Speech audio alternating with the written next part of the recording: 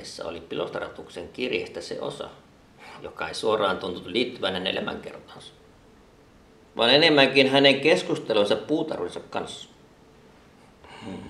Hyvin kiehtovaa, erittäin valaisee.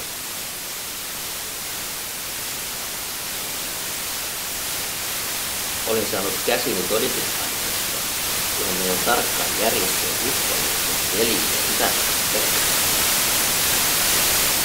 Millainen tapahtuma, jos kirjastoja ei olisi olemassa? Tiedon valtakunta voittaa kaikki muut valtakunnat.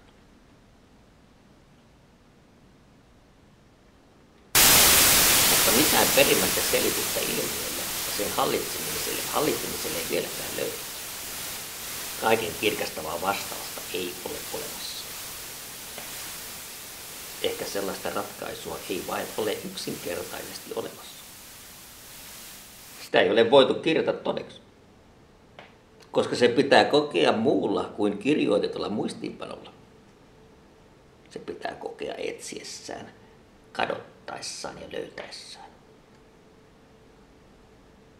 On vain löydettävä lisää oikeita kirjastoja, oltava intohimoinen uteliaisuudessa ja pidettävä huoli, ettei intohimo sammu.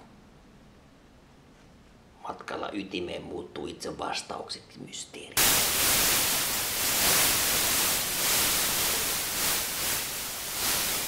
Katselen nyt hotellitikkunasta lukin. Kuuntelin, olisin itsekin rantautunut jonnekin pitkälti villassa velvoamisen jälkeen. Se oli typerä, kun luopuin tästä kaikesta vain oman kiukkuisuutensa ja katkeruutensa takia.